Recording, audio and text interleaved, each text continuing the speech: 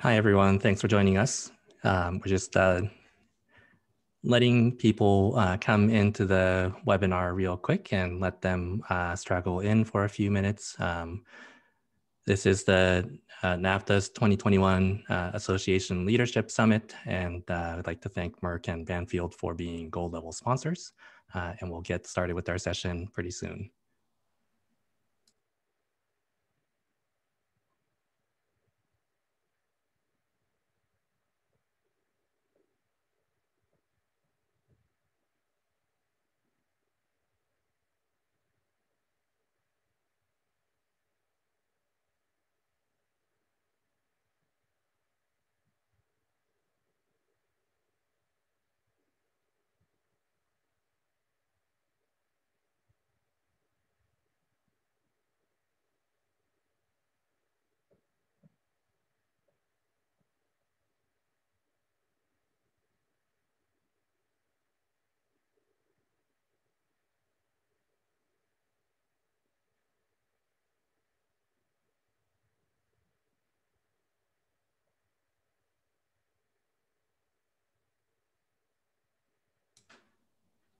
Okay, I think we can go ahead and get started. Good afternoon, everyone. My name is Ken Yagi. On behalf of NAFTA, I'd like to welcome you to the 2021 NAFTA Leadership Summit webinar. Today's topic is Tales from Veterinary Technicians to Veterinary Technicians, Regulatory Relationships. And before we get started, I have a few housekeeping items to go over. Please make sure that you have your first and last name listed on the Zoom interface so that we know who you are, so that we can direct the correct certificate and CE credits to you, and that's very important. Throughout the whole session, there is a chat box that you can talk to each other through, to give us any kind of discussion points, but there's also the Q&A box that is where you would want to put your questions through so that we can ask our panelists to answer those questions as well. Our session today is scheduled for 1.5 hours. It is being recorded and will be made available after the session. That's all the housekeeping that I need to take care of. So I'd like to, again, thank Merck for being a gold sponsor for this session. Blythe Jurowitz from Merck is here with us today, and I'd like to have her take over for a second to introduce the session and say a few words. All right, thanks. So my name is Dr. Blythe Jurowitz, and I am a professional services veterinarian for Merck Animal Health, and I'm joining you all from sunny Northern California. It's my pleasure to introduce Ken. So Ken is a veterinary technician specialist in emergency and critical care, as well as small animal internal medicine, also with a master's degree in veterinary sciences. He's currently the Chief Veterinary Nursing Officer for Veterinary Emergency Group and the Program Director for the Recover Initiative. Now, he's received many awards, including the NAFTA Veterinary Technician of the Year, the California Veterinary Medical Association Technician of the Year, and the California RVT Association of the Year. When he is not busy with that, he's publishing articles and presenting internationally on topics in emergency and critical care, transfusion medicine, and veterinary nursing profession. All very impressive. Ken also works to encourage further recognition of the vital role that veterinary technicians and nurses play through organizations like NAFTA. Again, I want to thank you all for joining on behalf of Merck. With that, I'm going to turn it over to Ken and the rest of the panel. I hope you all enjoyed today's session. Thank you very much, Dr. Jurowitz. Okay, so this session is, again, we really wanted to get together some people who have been very active in our professional scene, doing things behind the scenes, really, right? That these associations are out there advocating for our profession. And there's many things that can be done that doesn't always get seen by those of us that are out there.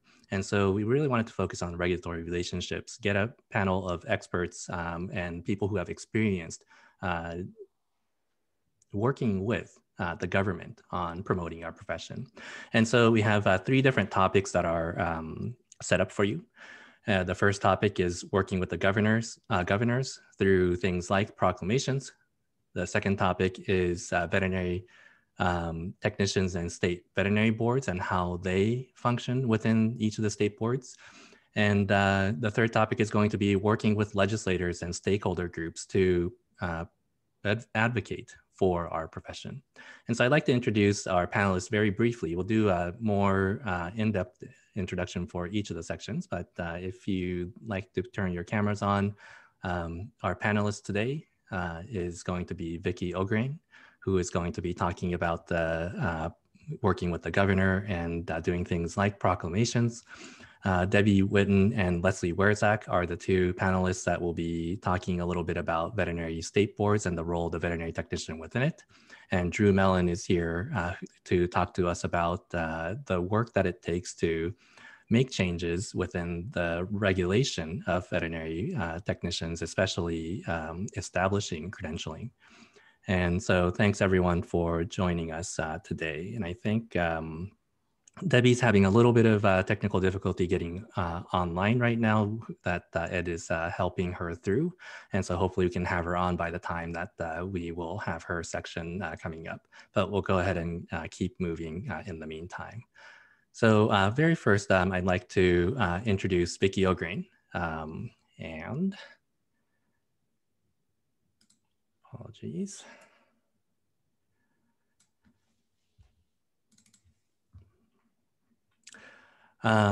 Vicky is a good friend of mine, I'd have to say, as I stall to pull up the biography. Vicky, MBA, RVT, VTS in nutrition, is Vicky has received her technician degree from Los Angeles Pierce College in 1983.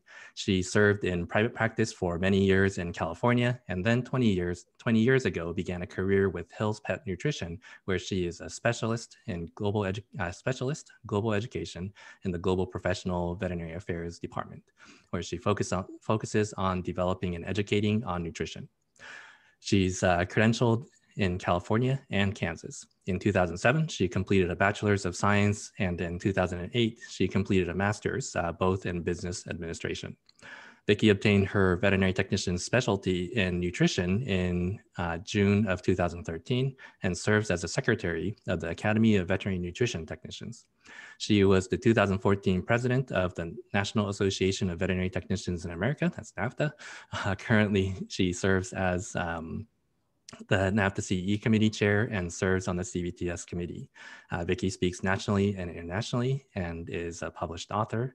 And I still remember the time that I sat across the table from her having a casual chat. And it was just because I wanted to ask her a question of how can I help the profession more? And she was the incoming president for NAVTA at that point in time. And she was the one that got me involved in profession advocacy. So here's Vicky. Thank you, Ken. Thank you for that great introduction. And yes, I think having you involved in this profession has been absolutely amazing. So thank you for the opportunity for coming in and speaking to you today. So I'm going to talk to you a little bit about proclamations and how that kind of works, and hopefully motivate you to do something similar for your state as well. Next slide. So it is a little bit of work to get a proclamation, but I think it's very important to advocate for our technicians in our states. And I think a lot of states do this. And I think for us in Kansas, where we really wanted to do this was, you know, obviously NAVTA does something at a national level, and that's really great. But we really wanted to highlight the technicians at the state level as well. And we thought marrying it with the National Vet Tech Week was a perfect opportunity. So in a way, we get to celebrate twice, which is kind of fun. So we get our bosses to celebrate National Vet Tech Week and Kansas Registered Veterinary Technician Week, which is kind of exciting. Next slide. So as I've kind of mentioned is, you know, we really wanted to marry the two events because, you know, it really allows us to advocate for our technicians here at the state level. And there aren't a lot of us when you compare to some of the other states that are quite large. And so we wanted to really kind of highlight our credentialed technicians in Kansas and really be able to kind of highlight. And yes, we can do it through National Vet Tech Week, But we really felt that by doing something at the state level, we really could even highlight even more and really advocate and get our veterinarians, our bosses where we work, excited about vet techs. And what better way to do that than to have a proclamation, because then you're really being recognized by the state in that you're declaring that week, which is the same week as National Vet Tech Week, Kansas Veterinary Technician Week, or Kansas Registered Veterinary Technician Week, whichever one you want to call it. Next slide. So the great thing, this is the nice thing that I thought was really amazing, is NAFTA, lovely, amazing NAFTA, right? They actually have written a proclamation. So every year there is the poster. So we all get the poster in our journal, right? But there's also a press kit that goes along with that poster. And if you haven't looked at it before, I really encourage you to. So there's great information in there about things you can do for Vet Tech Week, but in there is also a sample proclamation. So don't have to, if you're thinking, my gosh, I don't know how to write a proclamation, because one of the things when you do submit a proclamation, at least in Kansas, is you actually provide the wording. So Kansas isn't writing it for you because they don't know our profession, right? So we're allowed to write it. And then what they're doing is they're looking at that writing and saying, do I agree with this? Do I approve it? And then do I want to give that proclamation, therefore accepting that we are a valuable asset to the state, which obviously we are. And so we just took what NAFTA had written. We then wrote a letter to, so this was last year's, to Governor Kelly, and explaining to her, why we felt that this should be, that this was very important that we got the proclamation. Now, the one thing that I would recommend when you're kind of, researching, doing a proclamation, is I did a little research on the actual governor, because they're the ones that are actually going to be approving my proclamation, right? Our association proclamation. And so we've done this. We've throughout the times I've been involved with KVTA, we've gone through 3 governors. And so we got lucky. The first governor, his brother is a veterinarian. So, and you kind of, keep it going, right? Our second governor, which is the in the photo, since we didn't have a signing ceremony last year because of COVID, he actually was an MD. So know that he is very advocating of the medical profession, right? And our current governor, Governor Kelly, who signed it last year, her sister, which is just amazing to me, at a later age, actually went to Colorado and got a technician degree. So she actually has a credentialed technician within her family. And so kind of knowing that, I think, helps.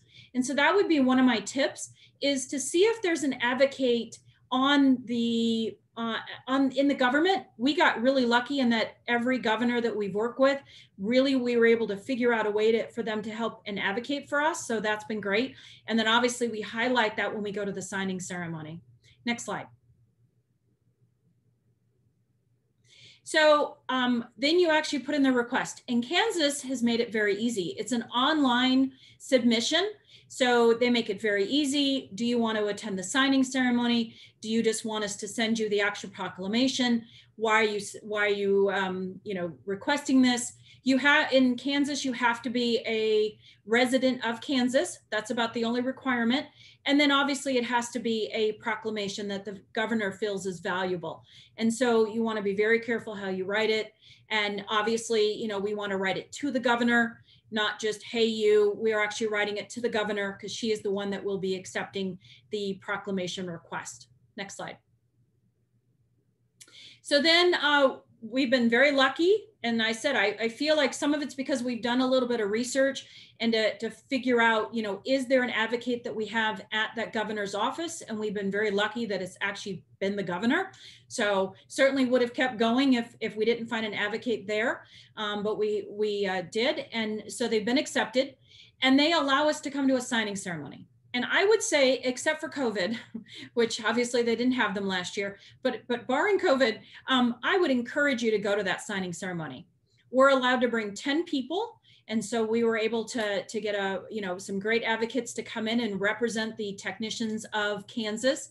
And the nice thing is you're exposed to the government. So you get into the governor's office, and their staff, which is also, I think, great people to talk to. We were able to chat before we actually go up. There is a sort of you are introduced to the governor. You have a few minutes. So this is where you really have to have sort of that elevator speech developed. You're not going to sit there and talk for length of time. In our signing, there was about 14 other groups that were going through. So this wasn't just for us. They do a signing once a month, unless there's something special, but we're part of the sort of the average, I guess you would say, the normal signing ceremony. So you're not going to be in there for hours or anything, but so very quickly introducing myself, everybody introduced themselves, and then very quickly advocating for technicians. You know, thank you so much for signing the proclamation. The technicians of Kansas really want to thank you, and technicians are so important. And then we've been very lucky, and this is Dr. Collier. He was the governor before Dr. Kelly. Of course, as an MD, I absolutely see the value. And of course, you know, usually they have pets. And so it's, you know, have that quick little rapport. And then of course, you know, you always want to be very nice to the staff, because you never know, they might be your advocates as well. And one of the ladies that as we were sort of lining up, got to meet her every year. She's sort of, I feel like she's the governor's assistant. She's always the one with the clipboard. She has pets. And so every year I always ask her how her pets are doing. And you can tell the surprise on her, like, you remember that I have pets. It's like, well, of course, I'm taking notes. And it's a great opportunity to keep that rapport going, because you never know when you're going to need to go to the governor or the government. So, you know, make sure you're doing that networking. And so then once we get the proclamation, you know, really, you know, singing out there and telling everyone that you have that proclamation. I always send the photo and the information to for the NAFTA Journal. So certainly you want to advocate within our profession, but then also within the state, Facebook, LinkedIn, wherever you have social media, Twitter, Instagram, all the different media outlets. We put it in our newsletter. We put it on our website. And really advocating for the technicians to share it out with their bosses, so that they're having that opportunity to celebrate National Vet Tech Week and Kansas Registered Veterinary Technician Week. See how we did that? We get like two different, you know, opportunities to celebrate technicians. And it's been, you know, great to see the feedback that we've gotten. Some people kind of are like, well, what's in it for me? And I think really what's in it for us is just really advocating for our profession, reminding our veterinarians that, you know, we are this amazing profession and this is our opportunity, this is our week. So I think of Vet Tech Week and Kansas Vet Tech Week is sort of like Christmas, right? But it's a week. And so it's that opportunity for our veterinarians to support and to appreciate us. And then also the general public, you know, get it out on your Facebook page, allow the general public this to me is one of those ways to kind of get out there, particularly within our state, and to be able to really support us. So it's out on my personal Facebook page and it gets shared, and it just reminds everybody out there who has a pet that there are technicians, great technicians behind the scenes that are advocating for their pet.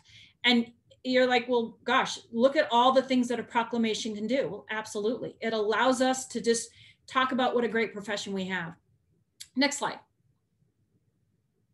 So the other thing I just wanted to talk about briefly is connecting to that proclamation is just, as I've kind of been talking about, sort of advocating for our profession, networking. You never know who is going to be out there who can help us in our profession and help us as we're going to the government. So I think it's important, particularly in that connection of maybe this is a group that could advocate for you to get that proclamation, is get involved with the state boards. So the Kansas State Board and the Veterinary Medical Associations. You know, we have a great rapport with the Kansas Veterinary Medical Association. They're very supportive of technicians. And I hope that's the way your state is as well. We know not every state is as supportive, and obviously it's up to us to help that connection and help that bond that we are working together, because we are a team. And so I think it's really important that we do that. So we have members on our board that attend the veterinary board as well as the state board. And I wanted to show you, this isn't necessarily the proclamation, but it just shows you how networking really does kind of help. So next slide.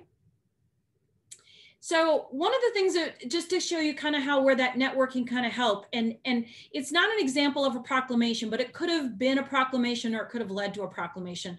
So I'm actually, as you heard, I'm originally from California. When I originally moved here, they had never had anyone who was from California. So their requirements is you had to have taken the national boards. Well, as you might have figured out, I'm not exactly a newer tech. I've been around a few years. And so I took the California state boards. I didn't take the nationals. I realize in California you can take them now, but I didn't when I originally when I was credentialed, I took California state boards.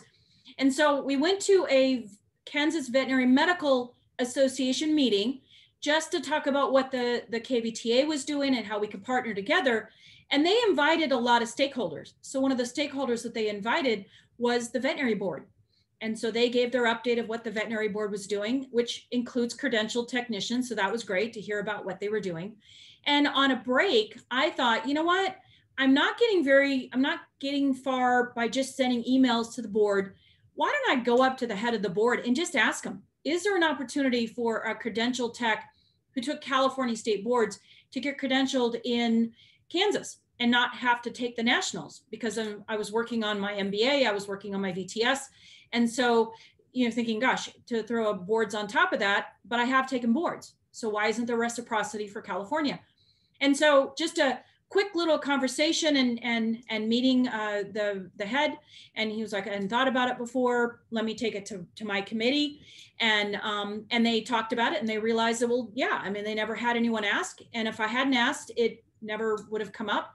So I've opened the door. So if anybody from California wants to move to Kansas, you can get credentialed here, is kind of the lesson there. But just by that simple little conversation, I now have a connection into the state board. And so if there was an opportunity where maybe that was the connection to get the proclamation, to say, I have the support of the veterinary board or the Veterinary Medical Association, just by having that quick little conversation, which did end up result in me getting credentialed here. So that was a silver lining.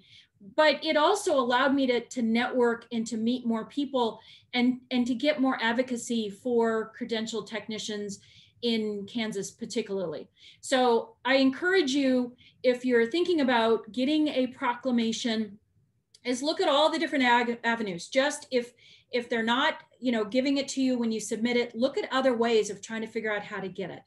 That would be my recommendation. We have been lucky in that we have gotten it, but if not, I've already started all of these other opportunities of networking and meeting people that could have advocated for us. And I know they would have if we would have needed it. So thank you very much. I hope that encourages some of those states out there that haven't done it before to at least try to get a proclamation and advocate for the technicians of your state. So thank you. Thank you very much, Vicky. There's one question that's probably good to address right now. Nikki's asking, so do you repeat the submission process every year? Yes. Yeah, you do have to. So when you submit, at least in Kansas, when I submit it for this year, it will be for this year. And so that's why I made a comment at the beginning of, as it's kind of funny if you think about it, as we are now in the process, we will be re-electing or electing a new governor next year. Our current governor is up for re-election. It's kind of sad in a way, but my initial thought is, oh, but Governor Kelly, her sister's a technician, so I want her re-elected. Maybe not the way you want to necessarily look at the governor of your state, but it is in my mind, because I know that if she gets elected out of office, whoever that new person is, I'm going to have to start that process again, perhaps. And that's the reason why I was mentioning having that that connection with the state board and the VMB, because maybe, or in the state association, because maybe with the next governor, I'm going to need those groups to advocate for us. But yeah, it is a submission every year, which is a little heart-wrenching in some respects. Every year I have palpitations that they're not going to accept it. And they have so far.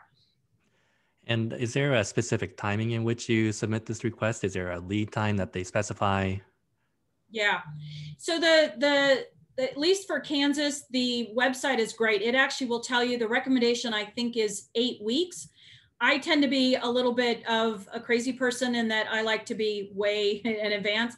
So I typically will submit it in June, and then I request to attend the signing ceremony in September. And then obviously we all know that our Vet Tech Week is in October.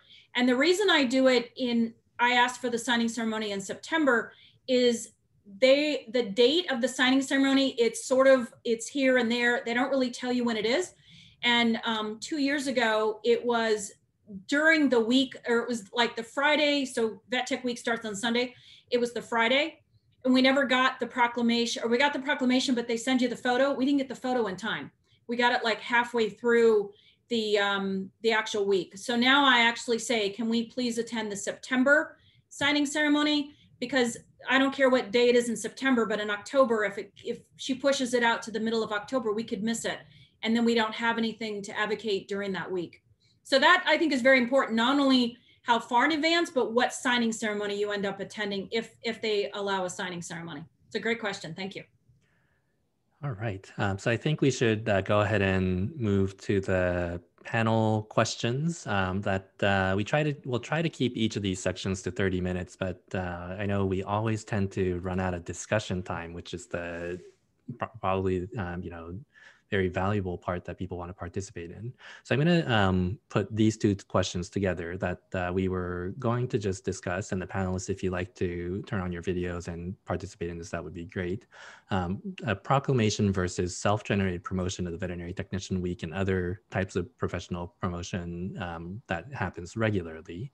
What are their importances, pros and cons, or comparisons, or anything like that? Then Janine's also put in a question, which is probably a touchy point for all of us, is what is your opinion on celebrating all staff during Vet Tech Week? Is this making it harder for us to have recognition as veterinary technicians? Do you want me to start, or I can? Yeah, please.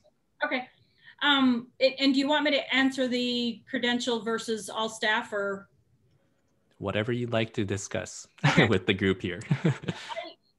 I'll answer the one about the credential versus all the staff. And I think it's hard, but I know my company, we celebrate everybody, whether they're credentialed or not. And I'm okay with that. What they do tend to do, which I think is a nice kind of a middle of the road, so to speak, is for the credentials, they put together like a goodie bag.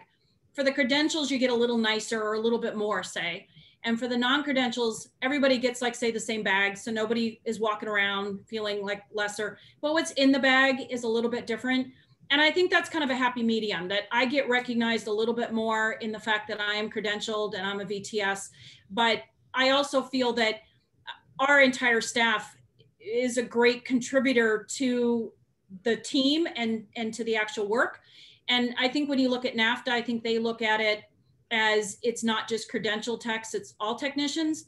But I do feel, and perhaps I can, I'm saying this because I am credentialed, but I do feel that credential techs should get some higher level of acknowledgement and celebration, because we put the work in and we bring a different level of knowledge and education, so to speak, and responsibility as a credential tech. So that's just my personal opinion. What does everyone else think? I just to give my thoughts on that. My last job for the Veterinary Technician Week, everyone in the hospital got something. And so I encouraged the management to look into celebrating. There's a National Receptionist Day. It's the second Wednesday of each May. There's a Veterinarians Day. It's the, got it here. It's in April, I believe, the last Saturday in April. And so if you want to recognize those staff, those specific parts of the staff, it would be nice to recognize them on those particular days so that you can focus on each of them independently. And that way the technicians still get the recognition during their week. I'll weigh in as well. We have, I'm in Tennessee, and we do have title protection in Tennessee. I'm at the University of Tennessee, and we do have Veterinary Technician Week, which is specifically for the credentialed technicians, for the licensed veterinary medical technicians in Tennessee. But we have a separate celebration for our veterinary assistants. What is really, really nice is that the veterinary assistants support the the breakfast, and they set up for the breakfast that we have for veterinary technicians and on Veterinary Technician Week, and they help celebrate us. And then we put on a very similar type of celebration for them. What we just pick a week that we can do special things for our vet assistants too. So we do keep it a little bit separate, but that's just within our within the university practice. The state association, I really don't know what they do in terms of celebrating credentialed versus non-credentialed folks. So it's just kind of what you do is a little bit different each place you go.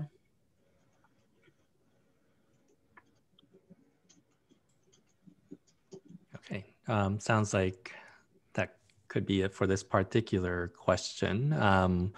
Any comments on the, actually, before we move on, I'll probably just say that it might be good for anyone who's a part of practice management to make sure that people who aren't credentialed technicians realize that they're getting their recognition on a different day or different week. And so just being able to say, because I think a lot of this comes from non-credentialed individuals saying, what about us? We work just as hard too. And yes, you do. And so, we're going to, we'll celebrate yours, the appropriate week or that designated week. And also for maybe Veterinary Technician Association, since we're on coming from that background, is to be able to recognize the other people within the veterinary team on their appreciation weeks from the Technician Association side as well, to be able to say Happy Veterinary Assistant Week, and making sure that they see that we are also celebrating them and they can also celebrate us. Any comments on proclamation versus self-generated promotion that you wanted to add in? Maybe that'll just be the last comment before we move on. I do have some thoughts on that. I know as part of the state association here in Utah, we often try to get information out about things like CE events, or we had to try to do an open house to discuss things like credentialing with members of the community. And I've spoken to people in person who said, oh, I had no idea that such a thing was happening. So no matter how much we as an association try to promote something, having something come from a proclamation from the governor is another tool to help get the word out about things that we might not be able to do as an association. I agree. But I do feel it's also, we also do need to self promote as well, trying to give, I think one of the things that I really appreciate is NAFTA has the press release or the press guide, and it has some really great ideas and that you could give to your vets. So sometimes, yeah, maybe they do a lunch, but maybe you might want to suggest other things. And that guide, I think, has some really great ideas that you could give to your vet and give to the local paper, and just different things that you could self-promote if your state isn't able to do a proclamation, or in addition to. I think both of them are important. The proclamation is perfect point, is it's one tool, but we still need to promote Technician Week and technicians in general throughout the year. It isn't just that one week. That's Christmas to me, that's that special week, but we should be promoting technicians all year round. All right, thank you very much. I did have another question put in here, but we're a little bit tight on time, and then just want to, Vicky, do you have like a 30-second answer to this? I think I kind of addressed that, is if they declined it, you could try to figure out a way to network and maybe get it. If not, make your own proclamation.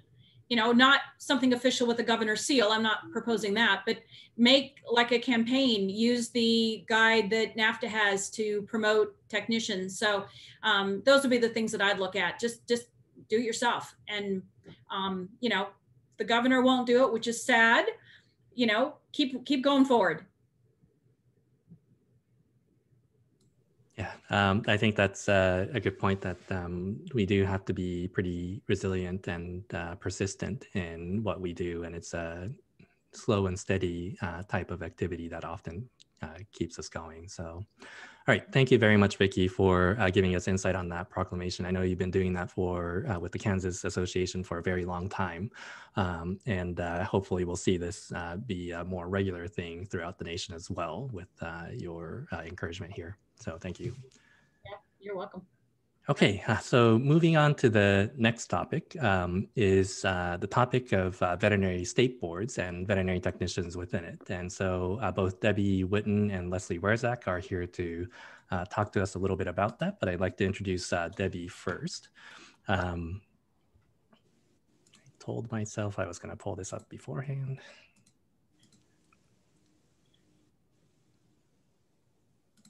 Okay. So Debbie Whitten earned her BS in biology from Jacksonville State University in 1975 and AS in veterinary technology from Sneed State Community College in 1977. She later served as instructor at the Sneed State Veterinary Technology Program from 1985 until 2005. Currently, she is the research assistant at the University of Alabama at Birmingham Department of Ophthalmology, where she is responsible for performing primate anesthesia and monitoring for surgical procedures, CT, fluoroscopy, spectralis, and MRI imaging. Lots of fancy stuff. She is also responsible for maintaining laboratory safety and compliance with the USDA, IACUC, AAALAC, and OSHA, which I'm not very envious of, Debbie. But there you are. And Ms. Whitten served on the Committee on Veterinary Technician Education and Activities from 2011 to 2017 and is currently serving on the CVTEA Selection Committee. She is a member of the Alabama Veterinary Technician Association, past president and treasurer, currently serving as Central State Representative. She served 2 terms on the Alabama State Board of Veterinary Medical Examiners and was the first licensed veterinary technician appointed to the board in 2002. She has been a member of the Jefferson State Community College Veterinary Technician Advisory Committee since 2006, and currently she serves on the American Association of Veterinary State Boards Regulatory Policy Task Force.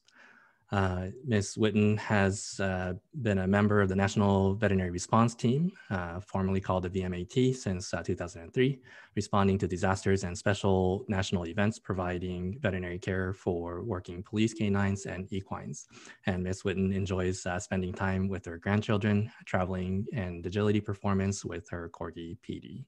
So here's Debbie. Am I on? Yes, you are. Hello, everyone. Thank you, Ken, for that. I wish we'd left those dates off, but that's okay. Those graduation dates, anyway. I have been doing this a long time.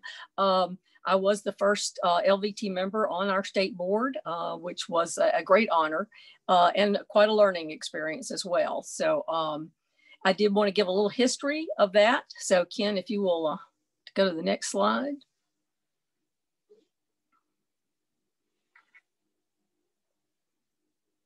And the president of the state board at the time was Dr. David Hayes, and he recommended the addition of a veterinary technician and a public member. You know, in order to make this happen, the board, you know, did reach out to other states that had vet techs on their board to help them craft the language that they wanted to add to the Practice Act. Then they began lobbying for the change to the Practice Act, found someone to introduce the bill to the House of Representatives. After it passed there, it went to the Senate and passed, and then the governor signed it into law in 2001. The first vet tech and public member joined the board in 2002. Currently, ASB VME consists of 6 veterinarians, 1 veterinary technician, and 1 public member. And so you can see it's quite a process if you're looking to add a technician to your state board. But there are ways to do it, and it's having a plan and looking at how the language that is in other acts to hopefully guide you through some of that. And I think it's it certainly should be a veterinary technician on every state board. That would be the best situation for the techs in that state, I do believe. Ken, next slide, please. Alabama state law clearly explains the importance of the practice of veterinary medicine as follows. In order to promote public health, safety, and welfare by safeguarding the people of Alabama against unqualified or incompetent practice of veterinary medicine, is hereby declared that the right to practice veterinary medicine is a privilege confirmed by a legislative grant to persons possessed of the personal and professional qualifications specified in this article. It is the legislative intent that veterinarians who are not normally competent or who otherwise present a danger to the public shall be disciplined or prohibited from practicing in the state of Alabama. Next slide, Ken, please. And what I was going to say about that is, as far as the language, when you go through this process of adding a member, a lot of times the language is not changed consistently throughout the act. So you notice that it just mentioned a veterinarian in that under the practice of veterinary medicine. And so we've certainly gone through and added veterinary technician throughout the law and the rules throughout our practice act at different times that I've spent on the board and other technicians, but it's a process and finding every place where it should be inserted when you do add a veterinary technician. The Alabama State Board Veterinary Medicine is charged with protecting the public and the consumer through the regulation of the practice of veterinary medicine by ensuring licensees maintain high standards of professional conduct, knowledge, and skill, ensuring all continuing education requirements are met, ensuring veterinary facilities meet all the standards set forth in the Practice Act, ensuring all licensees meet the requirements to practice veterinary medicine in the state of Alabama. Powers, duties, and responsibilities of the board are defined in our act there, 34-29-69. So, you know, there's more to it, but just that was some general information there. So next slide.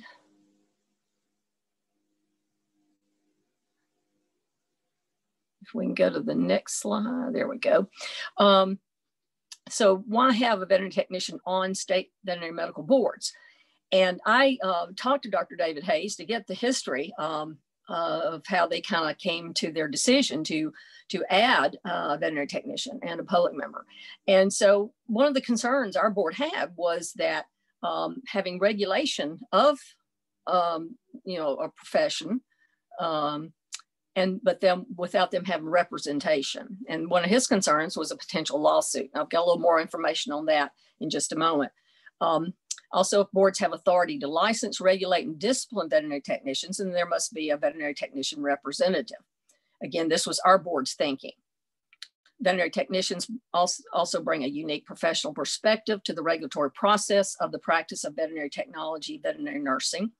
Adding a veterinary technician member to the board will help improve recognition, respect, and communication between veterinarians and veterinary technicians, which in turn is good for the practice of veterinary medicine.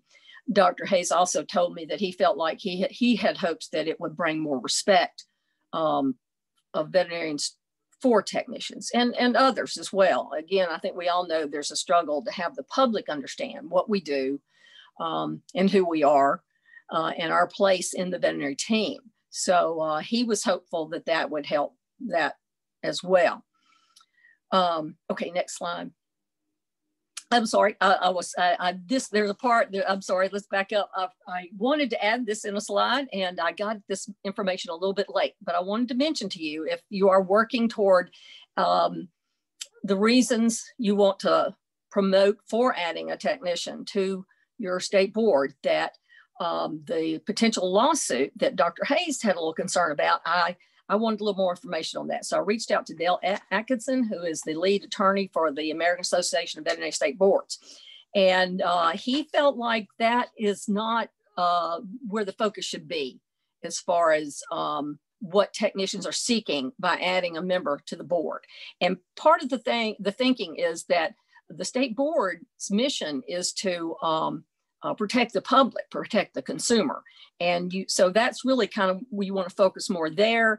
And also Dale gave me quite a bit of information, but it kind of summed up with focus on the arguments on the need for expertise, diverse opinions, and vet tech perspectives to achieve efficiencies in the administration process of regulating the profession, consistent with the intent of the legislation and in the interest of public protection. So, because if you're focusing more on you as a profession need to have a voice or need to be part of that process that might be perceived as trying to self-protect.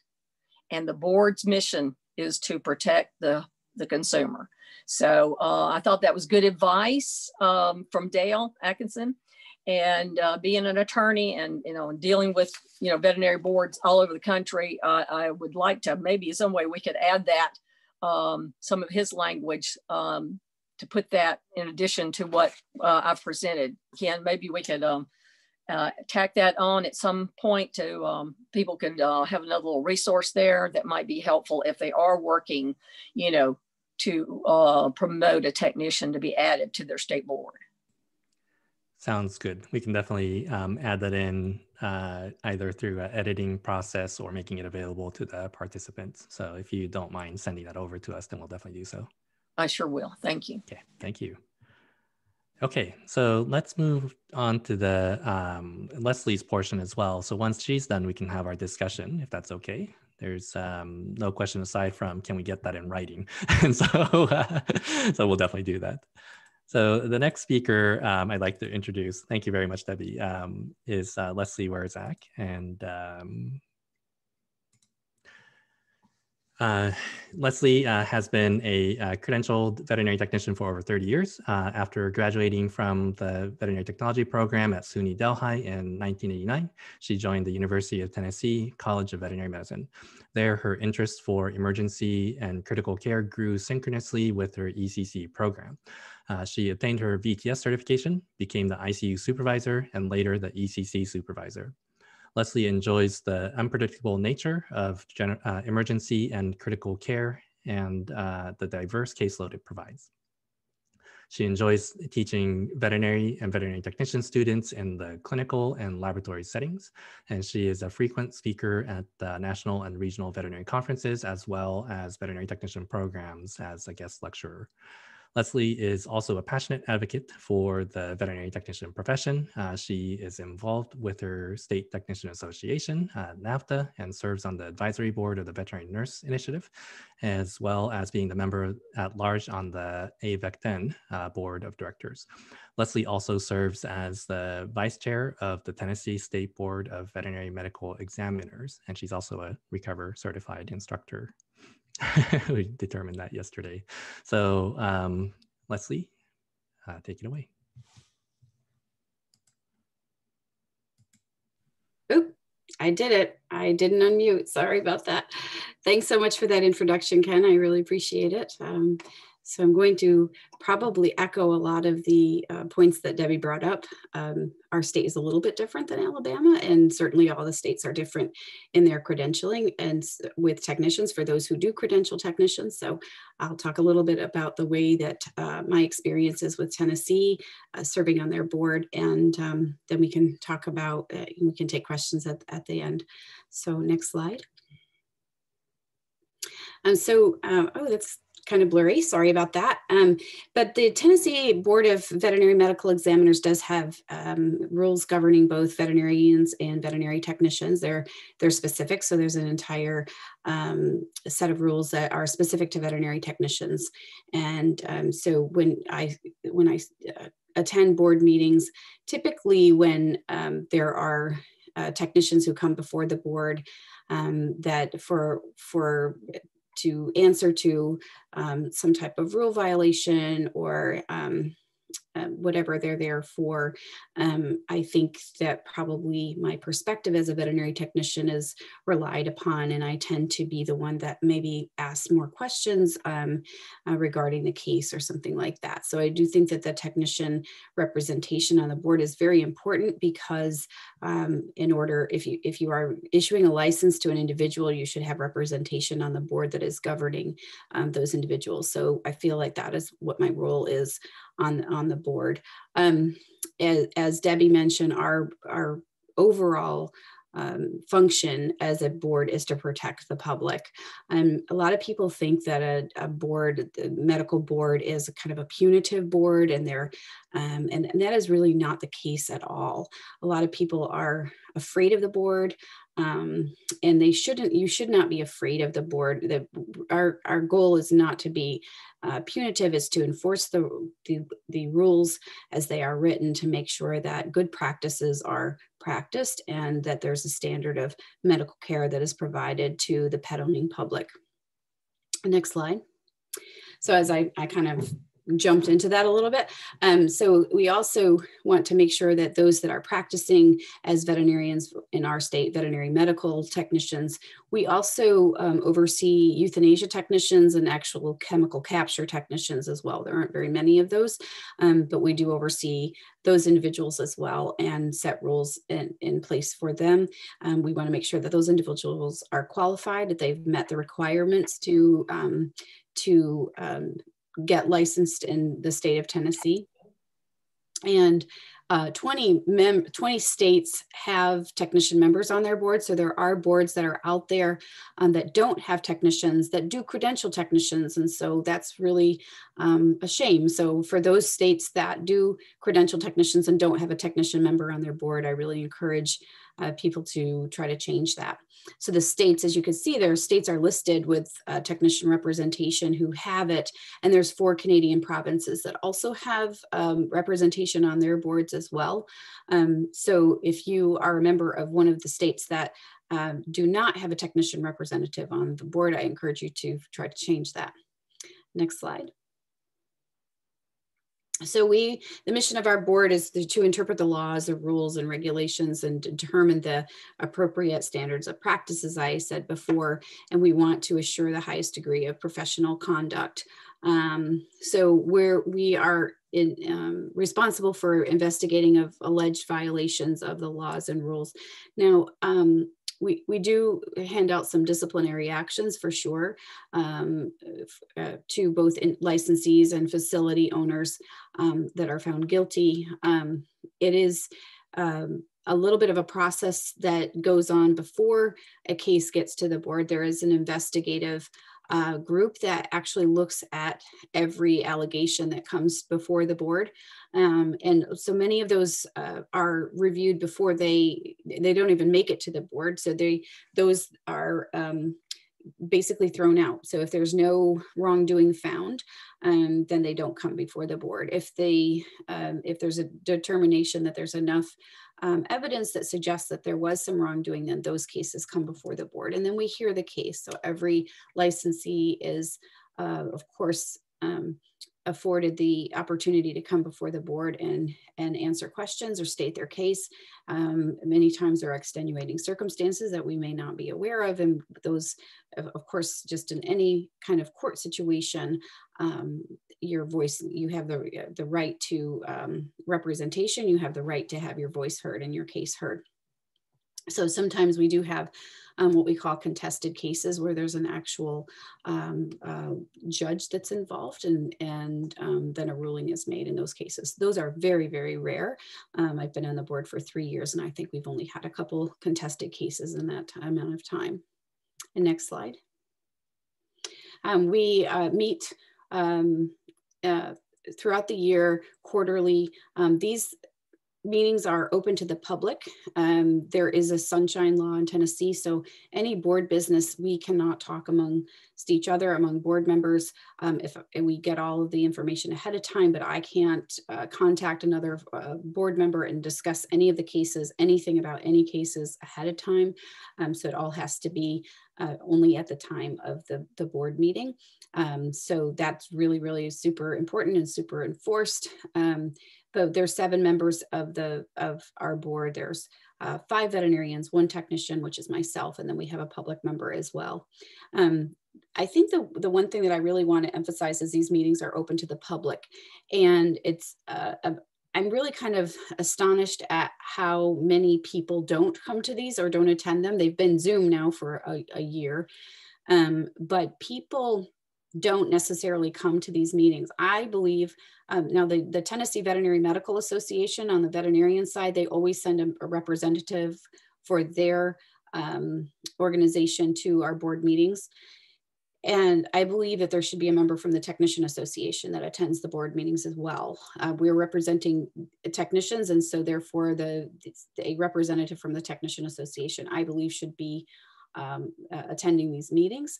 And also, I believe that all veterinary students should have to attend a board meeting sometime during their education so that they understand and recognize that this is not a punitive board. This is a board that's protecting the public, but also needs to hear all sides of every story to rule on any situation. So I think that should be part of veterinary curriculums for veterinary students to sit in on a board meeting to see what is actually happening, what goes on in the very governing body for their practice, for their license. They're issuing every veterinarian and every veterinary technician in the state, they're issuing those licenses. So you should see what's going on in those meetings in order to be informed. So we are appointed by the governor. Basically, how do you know the governor? You don't, it's not like your governor knows you.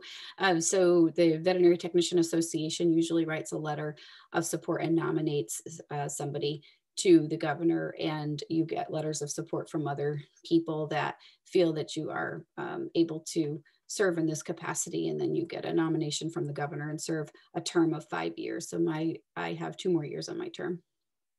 And so the other supportive association for all of the state boards in the United States and in Canada is the American Association of Veterinary State Boards. I went through training through the AAVSB, went to a conference, and learned how to be a board member because I was honestly terrified. I was like, I don't know what I'm going to be doing on this board. I'm not sure how to do this. And so they sent me for training, and this was a great opportunity. So you learn how to be a board member, how to conduct business on a board. It was really, really super helpful to go through this training. But the AAVSB supports all the boards in the United States. And it's a very wonderful organization that's very, very supportive and regulates the regulatory process for veterinary medicine. So it's kind of an overview. It's what it's like to be a board member. I think now we can probably open it up to questions. I have a question that I'll throw both your way for probably a quick answer. Is it viewed as a conflict of interest for technicians to both serve on their state association board and sit on the state regulatory board, especially for those states in which the state is the regulatory body for vets and techs?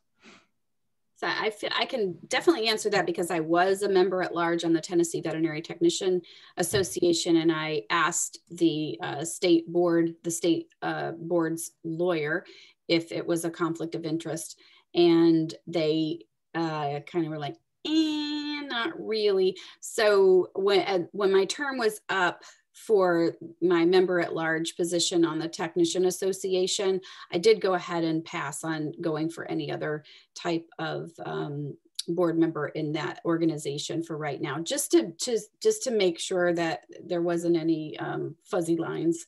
But I think if you were, as a member at large, I think if you're the president of the association or hold a higher office in the association, I think you're really putting your toe on the line. So I think it could be viewed as a conflict of interest. What do you think, Debbie? I would agree with that. Obviously, membership in those associations is no problem, but yeah, not to help maybe hold an office on your tech board. Yeah, that might be a conflict. I don't remember ever having it addressed specifically, but I would think that's good advice, Leslie. I think with any questionable situations that you may be thinking about, disclosing it to both organizations that you belong to and having that discussion is probably the first place to start and an important thing to do. Okay, so let's see. I think that this was one of the questions that we were going to ask. For the interest of time, I'd like to skip it since I think the history of and part of what Debbie presented has a lot of good information on how to do so. If you both of you feel like that's okay to do, or do you want to address this one? Can I add something quickly, Ken? Yeah, absolutely. I think a good connection is to, Vicky was talking about having a liaison from the Tech Association and the Vet Association, because usually those veterinary associations are involved in submitting the candidates or nominees for the governor to look at for the state board. And so having that connection with your state vet association could help lead or at least support a push to get a vet tech added. I think that's sound advice. Yeah.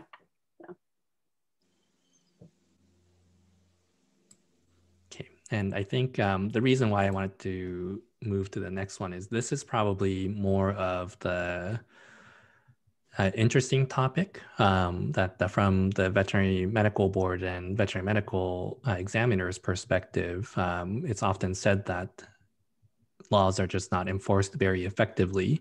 What is the truth to all that and your thoughts on it? And another add-on question, whichever you like to answer, Janine's asking, have either of you had title protection violations come up before in your state? And is the statute or law,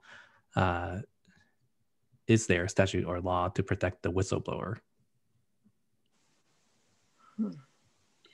So we do have title protection in Tennessee, and recently, with this past year, a letter went to all the practitioners and veterinary facilities and veterinary technicians in the state and said, hey, we have title protection. You may not call a person who is not a credentialed technician in the state. You may not call them a technician, so you can't collectively blanket everybody in your practice and call them all the technicians.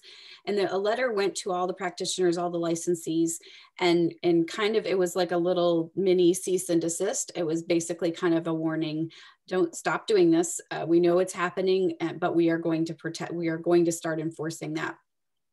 This went out last spring, actually. So with COVID, it's been a little bit different. So I anticipate, honestly, this year, I anticipate that we will see some of those cases come before the board.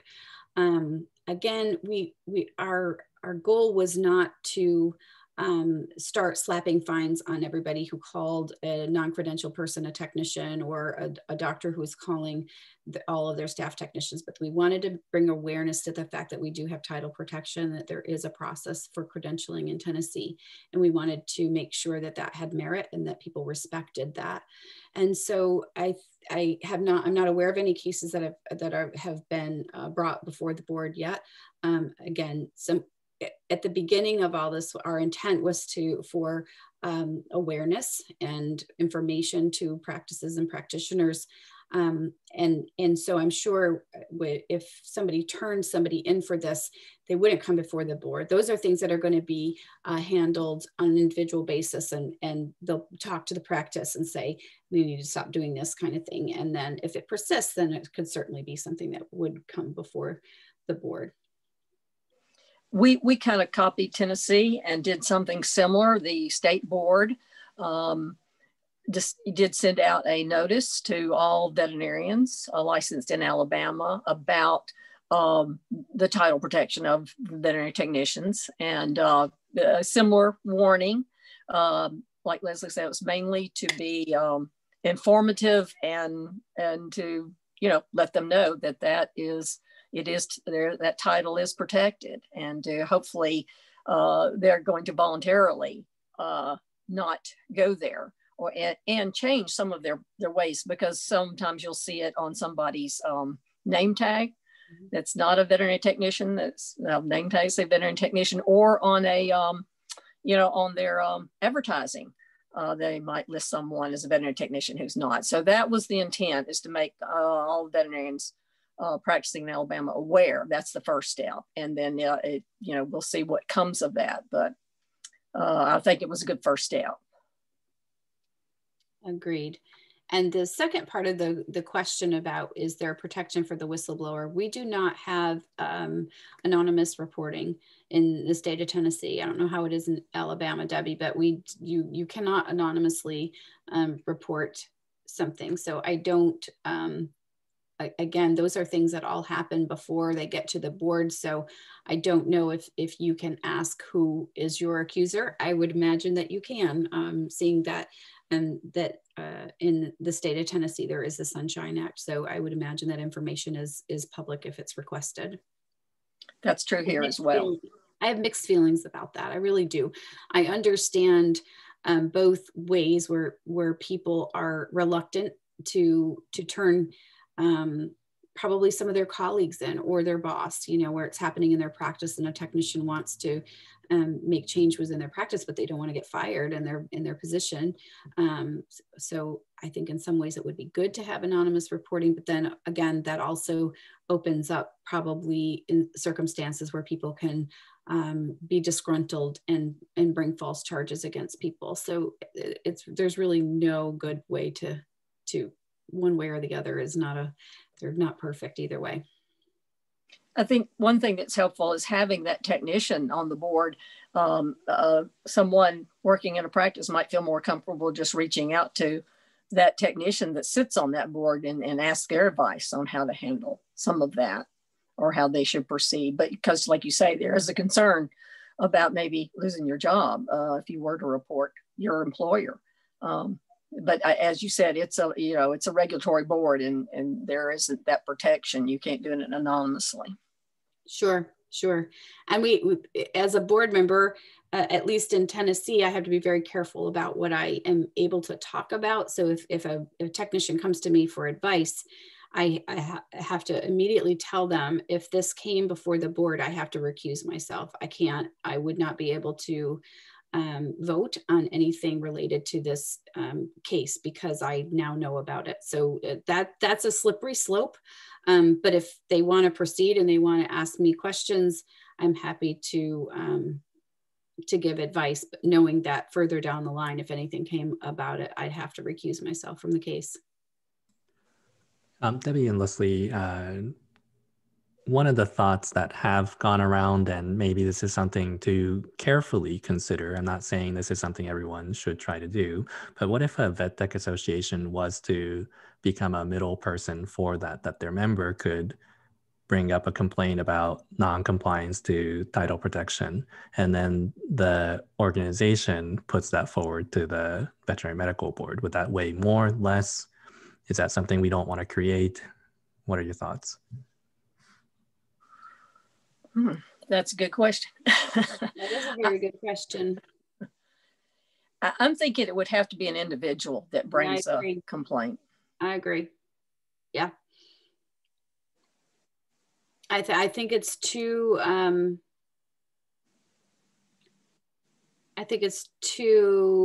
broad of or vague. It's a little bit too vague. You know, when you do come before the board for to answer to an allegation or what have you, it's kind of a big deal. So you want to make sure that all the facts are straight and that it isn't somebody with just a personal vendetta or a complaint that isn't valid. So I think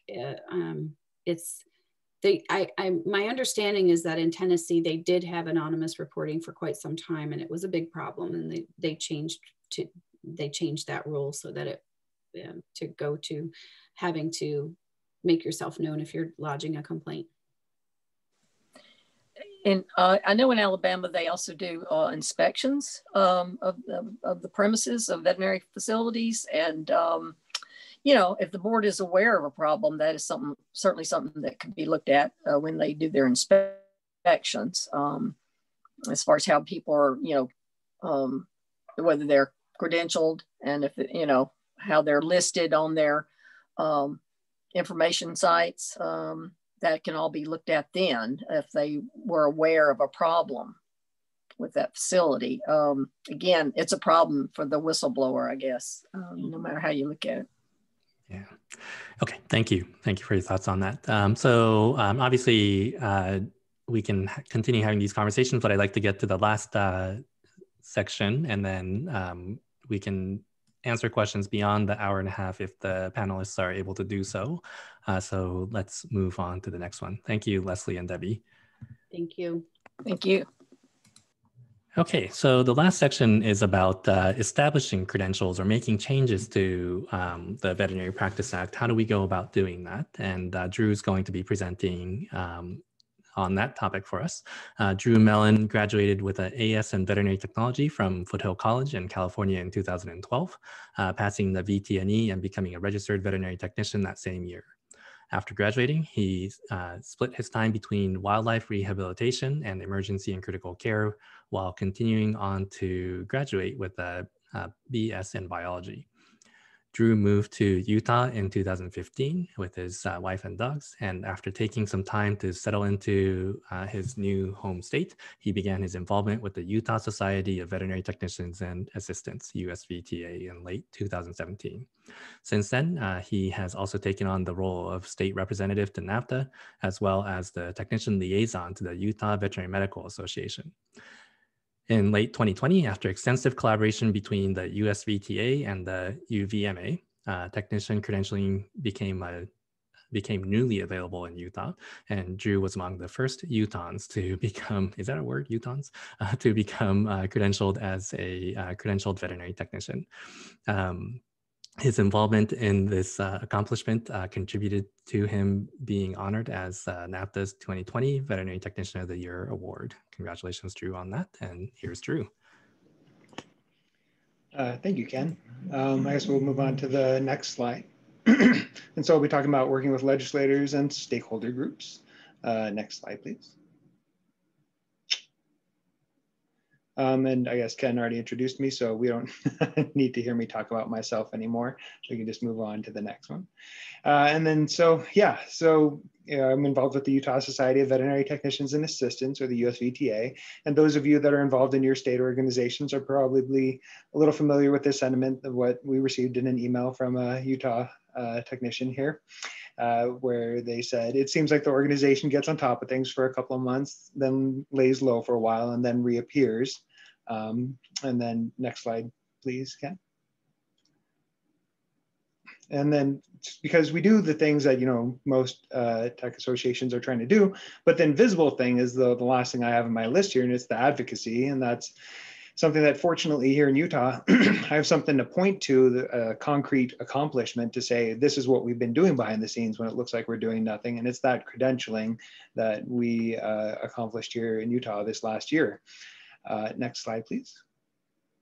So how did that happen? Well, the first thing that happened is I reached out to the VNI, the Veterinary Nurse Initiative. I was interested, after moving to Utah, a state with no credentialing of any kind, whether through government or, the association. I was interested in, having there being credentialing here.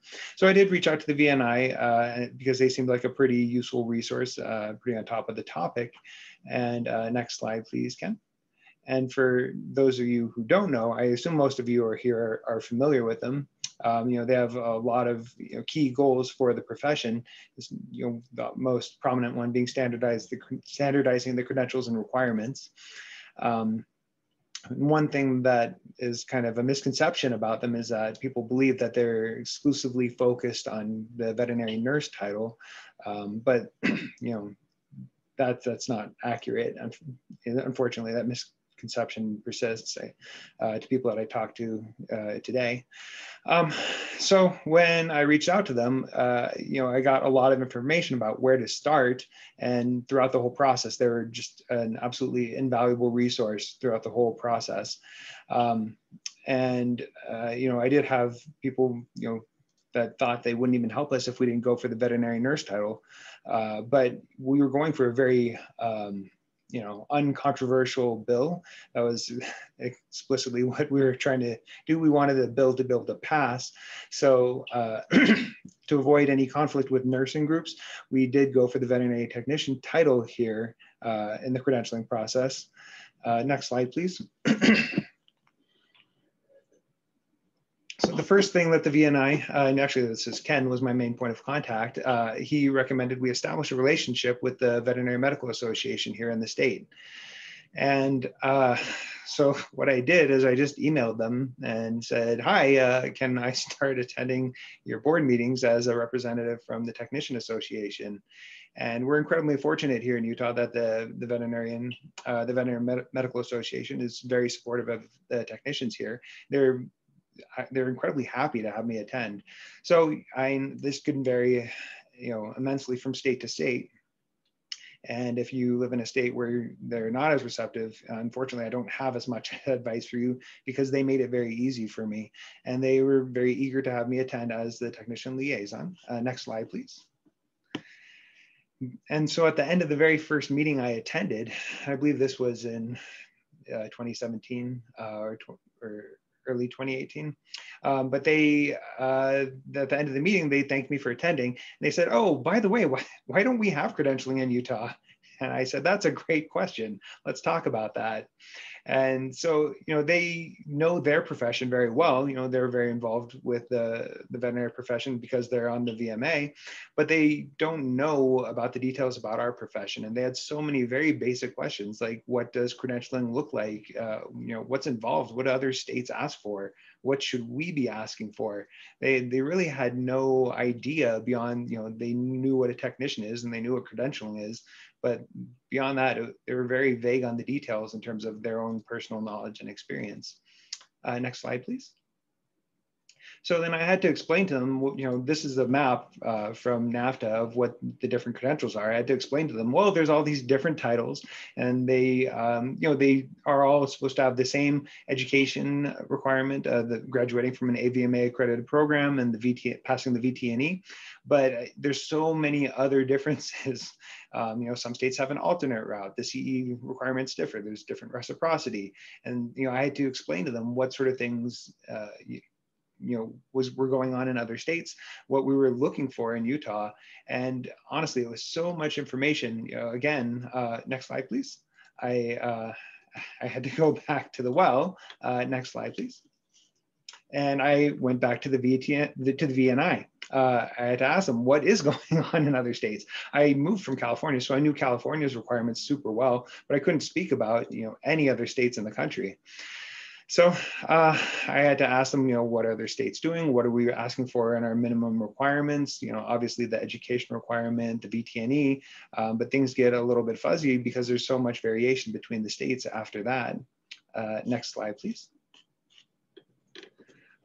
So as I provided them that information, they wanted to move ahead to legislation, because you have to amend the Veterinary Practice Act to create credentialing. I was, again, super fortunate here in Utah. There were some other legal things going on in the profession that the UVMA had hired a policy analyst, which is a fancy term for a lobbyist. And they were using that person to help make sure that the veterinary profession was protected. And they were very generous and extended the use of that policy analyst to helping with the legislative aspect. Next slide, please. So the first step to doing to getting any legislation to go into effect, you have to find a legislator who's going to endorse the bill, which is complicated if you don't have a lobbyist or a policy analyst to help you out with that. Fortunately, this individual was able to make contact with a legislator who is receptive to the topic and willing to endorse it. But if you're in the situation where you don't have that, which is, I would expect to most places, you have to start developing those relationships with the legislator. You have to find out which ones are interested in the veterinary profession. And it's very tricky. You have to pay attention to bills that are coming through your state legislature and ones that are related to the veterinary profession. And then you have to know which legislators are the ones getting involved in those bills, sponsoring them, and making sure that they're the type of legislation that is, helping the profession rather than hindering it. So, again, I was very fortunate. We had that policy analyst who was able to make that connection. And so the legislator who was willing to endorse the bill had us fill out a questionnaire. And I don't know if this is the same in every state. I do know that I've spoken to other individuals who are working on this, and they've had to do similar questionnaires. And it's very complicated. It's we ended up submitting I think it was a 40-page document. That kind of sounds a little bit more intimidating than it is. Ultimately, the questionnaire part was really the first, I want to say 5 pages. The rest of it was attachments of information that we got from NAFTA and the VNI. Again, a super valuable resource for the whole process that we had to submit. But the questions were, they ranged from very simple to very complicated. what sort of things are we looking for in terms of the credentialing requirements, but that also ranged to how many technicians do you expect to apply for credentialing in that first year? And ultimately, we had to kind of guess. They asked things like, how many technicians are there in the state? And you can get that information off the Bureau of Labor Statistics website, which is a very useful resource for some general information. But then from there, how many are going to apply in the first year? Well, that number had better be less than the number of technicians in the state. Otherwise, you're obviously making things up. So you have to make sense, but at the same time, there's some just guesswork of what you're doing. So from that questionnaire, then it's the legislator's job to start drafting the bill. And at that point, unfortunately, it's out of your hands. They start putting it together based on what you've submitted to them, but you don't have any say until you get to see what that draft looks like. And the drafting process is also a little bit difficult to follow. What happened is that we kept contacting the legislator's office. Hey, is it drafting it? And they said, oh, it'll be soon. Oh, it'll be in a few days. Oh, it'll be later this week. And then finally it happens, and then you go to a committee hearing is the normal process. But that's not what happened to us. What happened to us is that we went to the committee hearing without a draft because they had not gotten to the drafting process yet, which is, from my understanding, incredibly unusual. You can see on the left, the image is of the agenda of that committee hearing. And there are 6 items on that agenda. And the committee hearing is a pretty intimidating process. I had to go to the state capitol. I had basically 1 day's notice that, oh, it was going to be tomorrow at such and such time. And I just, fortunately, my work was flexible about it, but I had to basically drop everything and go. And again, there were 6 items on the agenda, but the technician credentialing bill took up, it's an hour-long committee meeting, and we took up 40 minutes of the meeting. And it's a lot like what you picture, when you think of those congressional hearings on TV. There's the committee is, they're elevated up high. They're sitting there looking down at you, asking questions. You're sitting at that little table with that little microphone, and you have to answer the questions that they're asking you. And because there was no draft of the bill, they were basically asking all their questions based off of the questionnaire that we filled out. So again, it's important to be very on top of what information you submitted in that questionnaire, because all the questions that came to me were based upon what we submitted there. Next slide, please.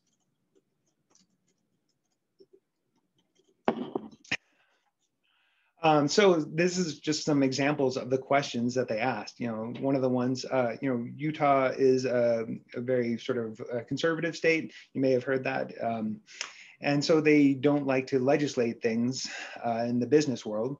And so one thing that they asked was, why don't we just do private credentialing within the Technician Association? And so I had to make arguments over why we wanted there to be credentialing through the government side.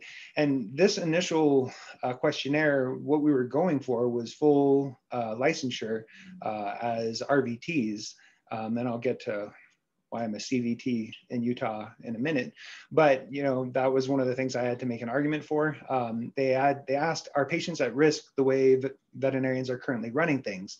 And that's an incredibly tricky question to ask, to have to answer, because I do firmly believe that patients are better off if you have credentialed technicians with the education and the experience entering the field, as opposed to someone just showing up on the first day uncredentialed, being asked to anesthetize a patient, and the law has no restrictions on that.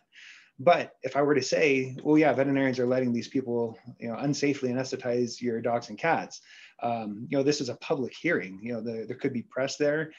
This could easily turn into, the Salt Lake Tribune running an article that the Technician Association is accusing the veterinarians of letting patients be at risk.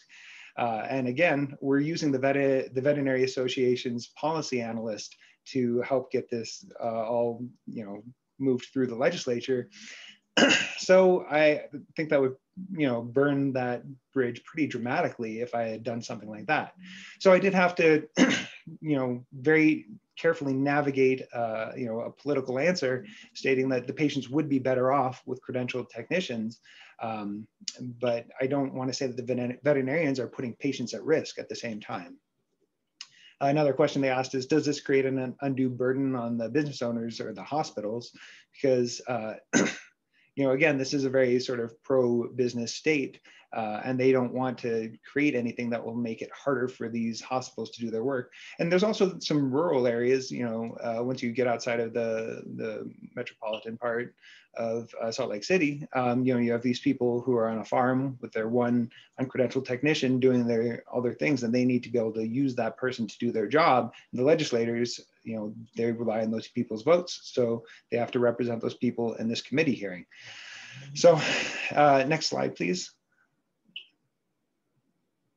That ties into this question of licensure versus certification. So licensure, according to the Utah state legal definitions, licensure would create title protection for the title of veterinary technician. It would create a limited scope of work restricting certain things to credentialed veterinary technicians. And this is what we wanted, and this is what we were aiming for. But as a pro-business state, they were worried about this affecting those businesses, their ability to do what they wanted to do, So the bill was going to get killed in committee. And so I was in this very difficult position where, I saw the whole thing kind of going down the drain.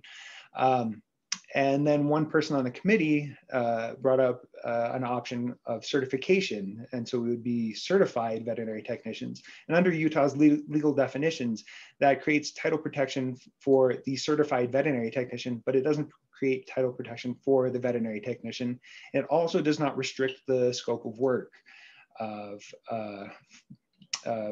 to credentialed technicians from non-credentialed technicians, which the committee loved.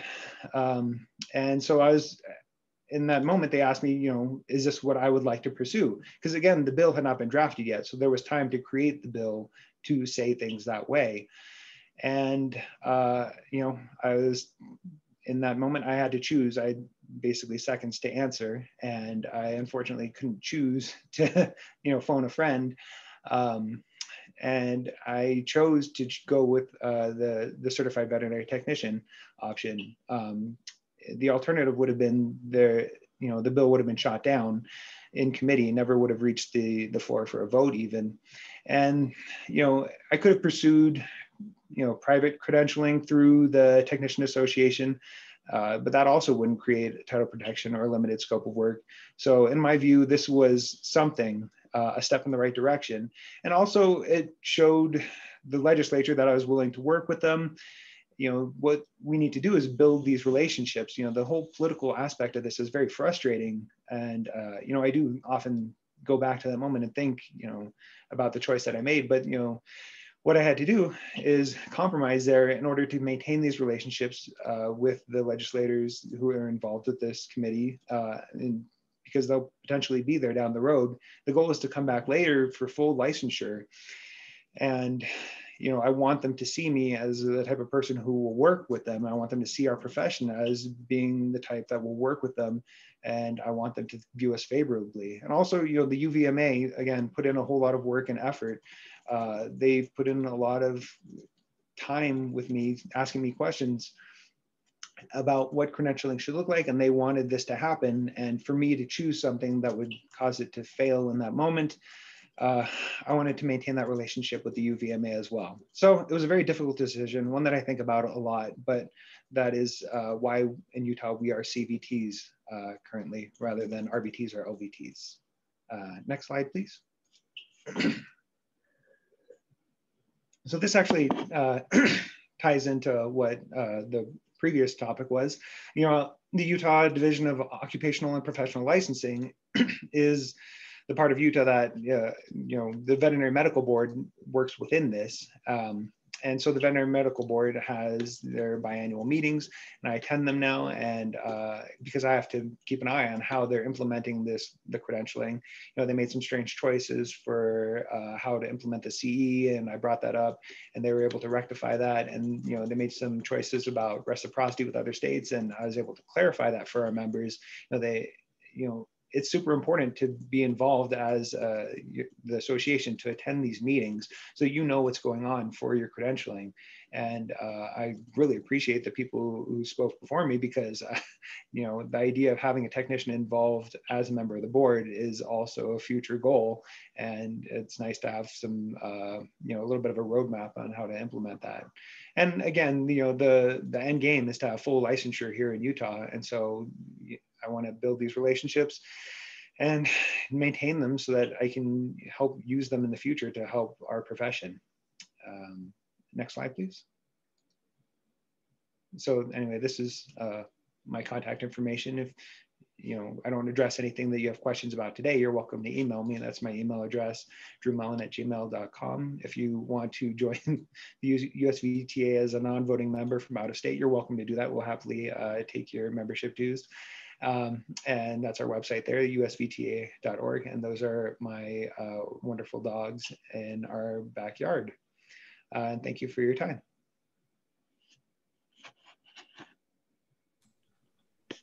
Thanks very much, Dru, for sharing all of that.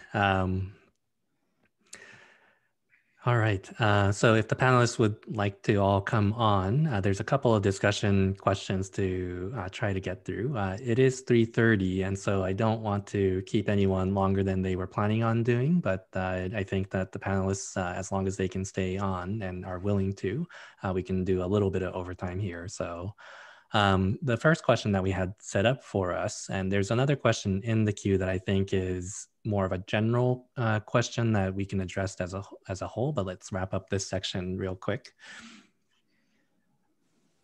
So our goals of standardizing credentials, having title protection, and having a well-defined scope of practice is, you know, all of what the states are trying to get to. What are the keys to success here? Well, from my experience, it's building these relationships. You know, in order to obtain credentialing here in Utah, it took the Tech Association, the Veterinary Medical Association, the NAFTA, VNI, you know, all these groups work together to make this happen. You know, I've had people come up to me and say, hey, thanks for what you did. But there were so many people involved with the process that, you know, it's these relationships and these working as part of our associations that is really, I feel, the biggest key to making these sort of things happen. This is Debbie. I was just going to say, I think congratulations, Dru. Amazing job getting that done. And even though you had to compromise, I think you've made a huge step in the right direction, and congratulations. As far as, like you said, I think it's making some of these connections is important, and then the resources you use that you have available to you. So I would like to recommend that to anyone looking into this, certainly reaching out to you because you've just been there and gone through it, but don't always try to reinvent the wheel, you know, and to Ken and NAFTA for all those wonderful resources they have, and look at other practice acts for language when you're trying to craft language and the scope of practice.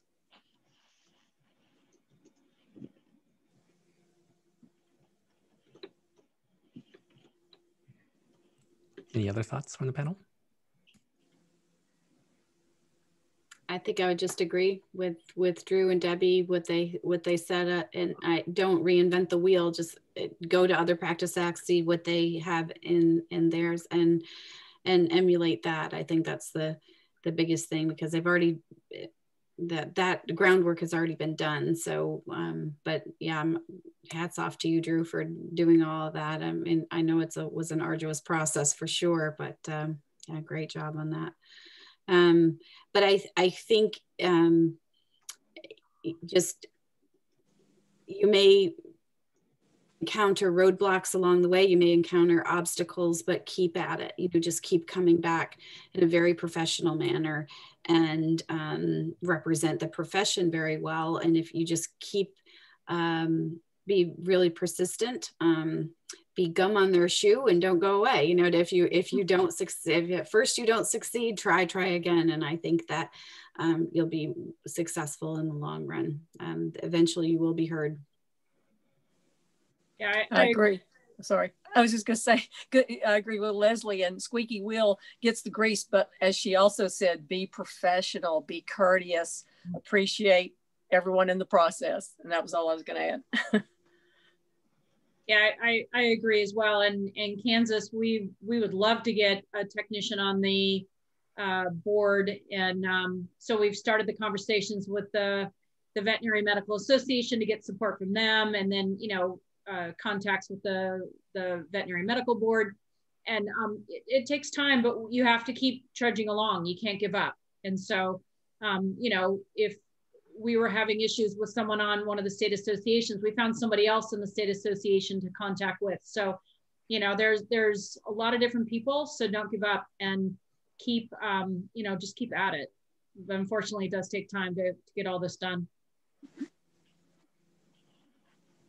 And I just threw in there in the chat window, the AAVSP Practice Act model is a good document. In going to each of the practice acts and seeing what they have currently in place is obviously a good thing to do to see what it looks like in practice, but also they're trying to change that consistently towards what we think is best practices, which is represented by the AAVSP's Practice Act model. And so that's something to take a look at as well. And so, Nikki, I'm not sure if that's what you mean by seeing the Practice Act model completed. There was a model regulatory language for veterinary technician scope of practice that was recently published as well. And that's work that NAFTA has given input into to have that outlined much better. And so then hopefully each of the states can use that to establish scope of practice. And so if that's not a document that you have in your hands, we'd be happy to send that to you. So the next question that we had, I think Dru pretty much well answered it through his presentation. But any thoughts that you want to quickly throw in here, panelists? And then I have a couple of other questions that we might want to address.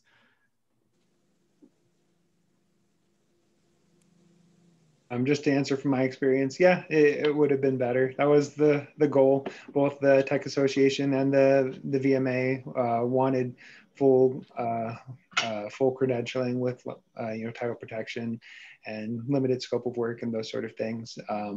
But like I said, we would have gotten nothing if I had stood my ground on that.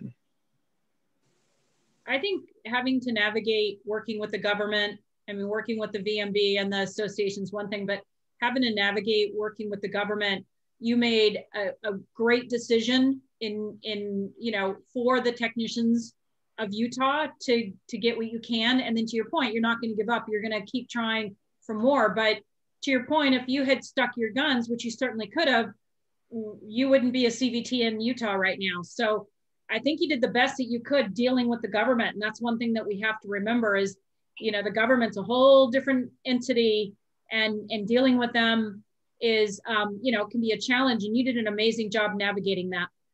Thanks. And I think one thing that stood out for me, Dru, as you were telling your story, is all the relationships that you preserved and all the what you gained out of this. Probably long term is much larger than trying to push your way through. And you know, I know you felt like you had to make a split-second decision there, but it sounds like you made, for the long term of our profession, a really good choice. So thanks for leading the way there. So let's see, there's a question from Kim wondering if we could establish a support group via NAFTA for those with recent experience and those that are currently working on this, as in legislative changes and such is what I'm assuming. Kim, let me know if that's wrong. So I think, Ed, it would be safe to say that within the new strategic plan for NAFTA, there's a governmental affairs committee that is being looked at and what the charge would be. And it's in the initial stages of that starting to be established, which then could serve as a central point for different kinds of resources related to legislation that NAFTA should be able to provide. And so, Ed, if you'd like to add anything to that, please do, but please look out for that. And if anyone's interested in seeing how that takes shape, we can get you in touch with the board member who is taking on that task force and creating that structure. So let's see, the other one. Okay, so this one might be a little bit more involved for the panelists. What advice do you have if your state board president doesn't see the value in title protection and is concerned about the good employees that will be affected by title protection and specific scope of practice? Non-credentialed technicians will not be allowed to perform skills that they do excel at. And I'm not sure state board president means the Vet Tech Association president, or state board probably means veterinary medical board, but that's an assumption that I'm making. I can go ahead and start with that. I think that the struggle is real. I think that you, again, by approaching these topics and these issues in a very professional manner is key. I think that it's a valid concern, and it's definitely, you know, something that Ken and I experienced when we were introduced to VNI in Tennessee. That was a big concern of people. But remember that title protection doesn't and scope of practice are two different things. And so some states have scope of practice. Tennessee doesn't actually have scope of practice, but we have title protection. I'd like to see both, but again, I'm thrilled with the title protection. So I think that by continuing to recognize if your state does have scope of practice, it is worrisome to veterinarians for them to think, well, now I've had this veterinary assistant in my practice for 20 years, and you know, he or she is one of my most valuable employees and is, you know, worth their weight in gold, but now you're going to tell me that they can't place an IV catheter. I think that, and that's false, you know, that is false.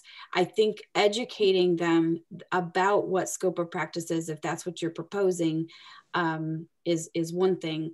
And so that you have to be a myth buster. You know, a lot of veterinarians feel that, and this isn't a topic about the veterinary nurse initiative, but a lot of veterinarians feel that if you're worried about scope of practice, or you're worried about telling somebody that they can't be called a veterinary technician if they're not credentialed, that suddenly you're going to take their ability to do everything in practice away from them. And that is simply not the case. So education, and letting those people know that this is not what you're after. You're not after having these professionals that have been in the profession forever, you know, suddenly only be able to hold dogs and you know, clean kennels. That is absolutely not the goal.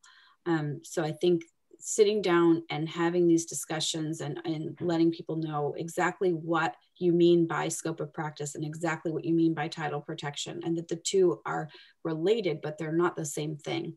And when you can educate veterinarians and ease their fears, then I think that then you're on your way. You know, there's just a lot of misconceptions out there as to what the motivation is behind title protection and scope of practice. One thing that Leslie touched on there too, that you can, whoever asked this question, is that each state, as they implement, you know, credentialing within their state, it is up to that state how it gets implemented. So in Utah, there was specific wording in the bill that gave the Veterinary Medical Board the freedom to establish an alternate route. And then also, again, the credentialing that's established here in Utah, you know, people can still call themselves a veterinary technician. They just can't call themselves a certified veterinary technician unless they meet the criteria, and the scope of practice isn't limited. So if your state wants to implement credentialing a little bit more loosely, like Utah did, then ultimately they have the freedom to do that. They're the ones creating the bill and implementing it. And also, I think something for people to look at and consider are levels of supervision, because it's you're still maintaining your veterinary team, but you know, assistants can do certain things under certain supervision of a veterinarian and the credentialed veterinary technician, and some of that can change, but doesn't mean that they can no longer do you know, any of the things they've been doing. So that is another avenue for those things to continue, but under, you know, maybe a different level of supervision. Oh, yeah, I should have mentioned in Utah, that's actually what the certified veterinary technician allows. It allows for a lower amount of supervision than the previously established supervision for veterinary technicians under the law. So what it did is it allowed technicians more freedom to do their job. Is, you know, that's how I got to word it to the government, and they loved that. So that's another way to sort of frame it.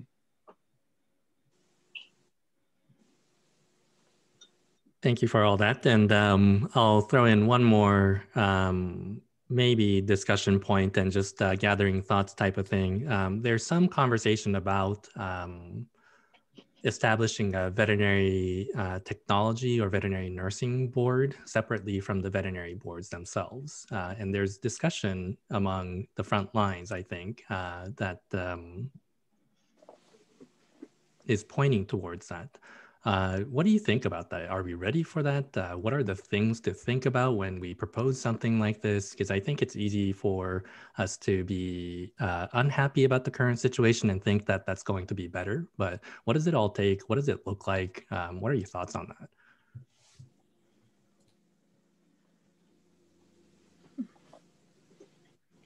That's a big question. Yes, it is. Obviously, I didn't prepare anyone for this. Both sides of my brain going, yay! Oh my gosh, yay! Oh my gosh. So yeah, that's I may need to ruminate on that. I can see lots of pros and a few cons, but I think if it's progress, it's definitely progress. It's progress towards accountability within the profession. It's what the nurses do, the human nurses do. But with that comes a degree of accountability within the profession. And are we ready as a profession? Maybe we are, maybe we should be. Are we ready to carry our own malpractice insurance? Are we willing to do all those things that elevate our profession to that level? So lots of stuff to talk about. That could be, that's very intriguing and interesting and provocative. And I don't know, what does everybody think? And before people start chiming in some more, which I think we can discuss this because it's a very interesting topic. Nobody's suggesting this right now on this call, just so you know. But it is something that I have heard through the grapevines, and I just wanted to make sure that we start these discussions because we can't address it without having thought through these points. So please go ahead. Isn't that what the dental hygienist did? And obviously we know the nursing association, and that was how they were able to elevate their profession. So probably at some point, if we want to elevate our profession and get paid a living wage and be recognized, that's probably where we need to go. Are we ready today? I don't know, but it seems like we're ready to start the conversation and to start thinking about looking at those organizations that have done it before. I wish the nursing associations were a little more, maybe they are, but a little more accommodating to help us to maybe elevate our profession to their level. But maybe I'm wrong about that. I don't know. I hear different things to start thinking about how do we do that. And if we are going to have to do malpractice insurance and things like that, then definitely we need to make a lot more money. And it isn't always about money, but you have to pay for insurance. So that would have to be a consideration as well.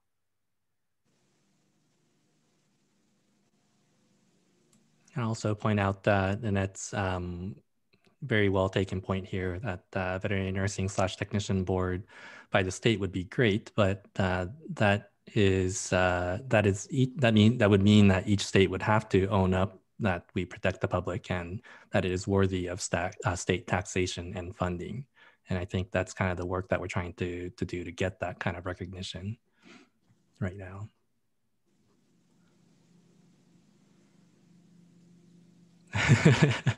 We don't want any heads exploding for sure, Nikki. I think that's a separate conference call there, Ken. Very, very much so, very much so. But you know me, I like to just talk things out. So better schedule that one for like many hours. That's a whole yeah. All right.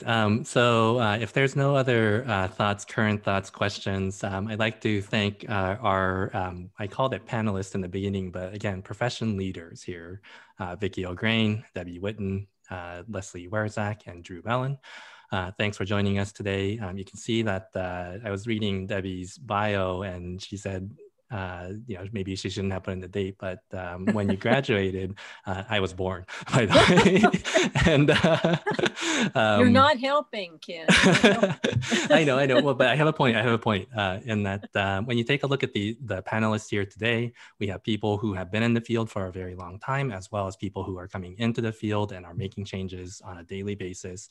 We all, like, I always feel like we all stand on each other's shoulders to see higher and higher and farther in our profession. And you take a look at the audience here today, it's the same thing, that there are many of you who have been in this field for a very long time and have been advocating and have been serving on boards and you know, giving your time towards the profession, as well as people who are coming up into that role and are trying to figure out how to do this. And so I think that it just shows us the range of people that we have within the profession, and all of us trying to get to the same place, and we need everyone to work together to get there. And so hopefully these sessions are helping in providing you with some resources.